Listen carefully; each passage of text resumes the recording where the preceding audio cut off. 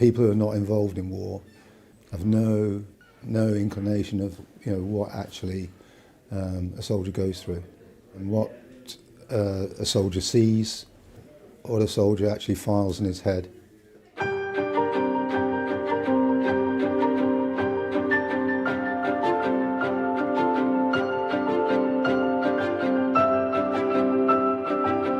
My name's Peter Holdgate, and I was a Commando Forces photographer in the South Atlantic.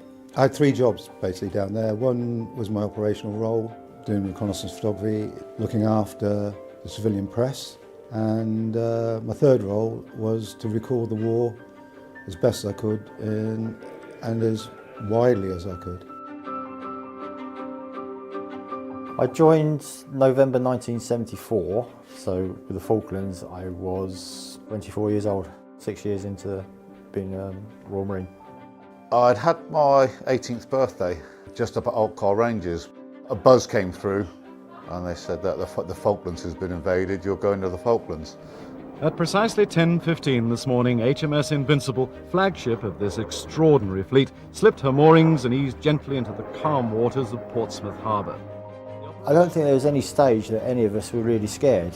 We were out there to do a job that we had been trained for. We just wanted to get on and do the job. We were just full of it for a young 18-year-old going on a massive adventure.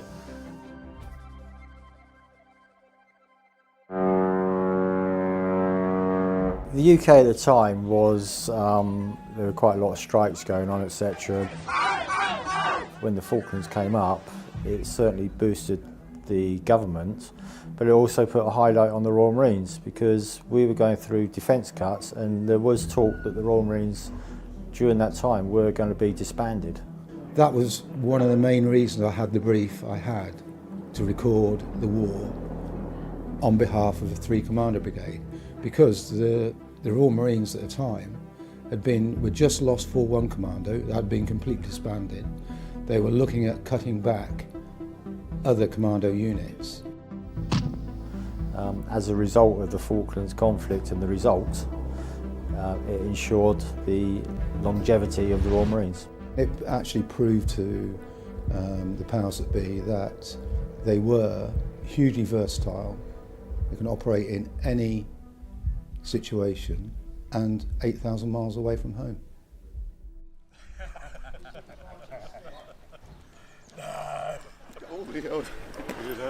How you doing, Robbie? Good to see you, mate. Great to see you. Believe it or not, this is the first time I've met those guys.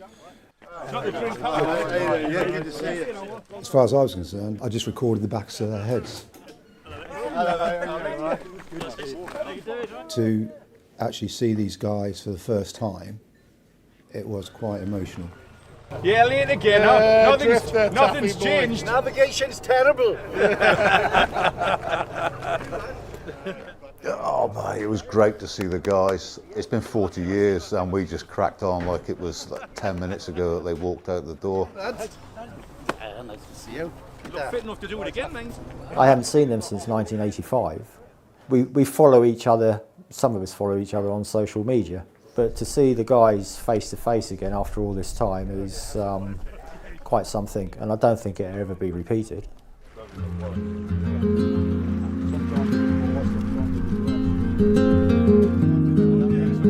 The photograph all came about. We had taken 2 nights previously the Two Sisters feature. I won't go into the battle, but sort of the morning after, we found ourselves in this like a quarry type feature. Taff was navigating, so we were late. And we were held back there for a night and a day. We were going to go down to Wallis Ridge to give covering fire with our missile system onto Stanley, just in case there was a final assault onto Stanley town itself. We just started getting a drink on, so I think we've been going about 36 hours. And then as we were making the brews, someone in the Infinite Wisdoms there thought to themselves, this place might be DF'd. Yeah. Remember? Yeah. What's that mean? Defensive fire. They might have plotted it on the map so they already could bomb it straight away. And I think it was Roger Groom. It turned around and says, we better move. And we were all moaning, going, oh no, we don't want to move. And luckily he held fast and he said, no, up. So we got up and we started to move across to the other peak, and the last person was probably about 10, 20 metres out of that little quarry feature when there was a direct hit with a 155 shell. So for the sake of a cup of coffee in 5 minutes, we'd have been direct hit and I wouldn't have been here and my friends wouldn't have been here.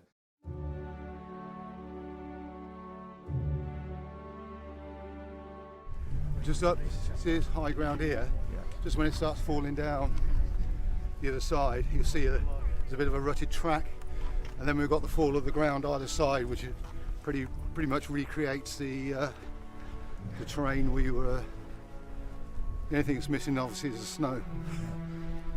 We got the order to come down off Two Sisters and go along the track into Port Stanley. That was it. So we went down on the track and we're yomping in. The Marine in front of me, Willie Evans, had a Union flag in his pocket, and he did initially try to put it on his rifle barrel, but without success. Through there? Yeah, just my fingers. I can't get it through the second. Having trouble staying stiff, Robbie? God bless him. On the picture you'll see some BVs at the front of vehicles, and that had engineers there. They were clearing mines, so as you were going along you were just seeing these mines, and when Willie took the flag out, the flag blew off, so he ran off to get it. He ran off into a minefield to get this flag, which was sort of, we were all sort of waiting for him to get blown up 20 feet in the air. And I went bimbling off, chasing off after it, picked it up, come bimbling back. And then the Sergeant Major of 4-5 Commander came in, you bloody idiot. Yeah, he was quite colourful in how he said, "You're rather silly walking into a minefield, weren't you?" Because I had the radio antenna, we suggested that it be put on there. So it was stuck on with masking tape. All right, all face forward. It wasn't until possibly an hour or two later that Pete Holgate, the naval photographer, who was trailing me, the wind caught the flag, it unfurled, and he took the photograph, which became the iconic image of the Falklands conflict.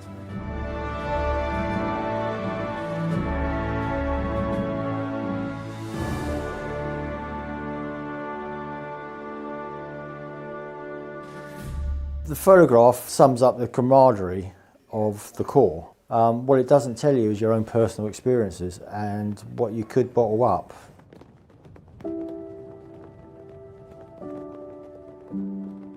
People who are not involved in war have no inclination of what actually a soldier goes through and what a soldier sees, what a soldier actually files in his head.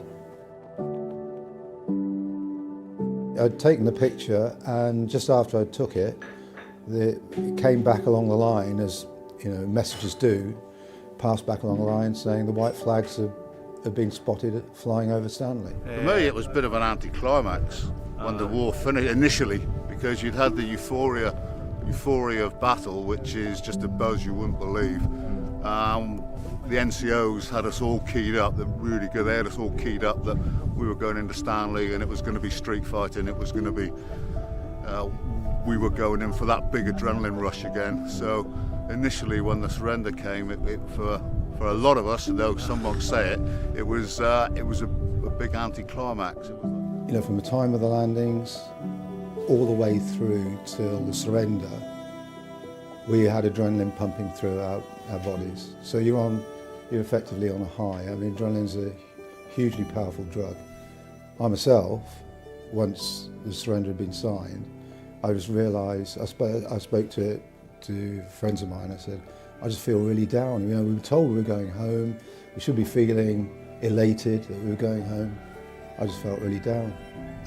And that's what it was. It was just all of a sudden that adrenaline being switched off.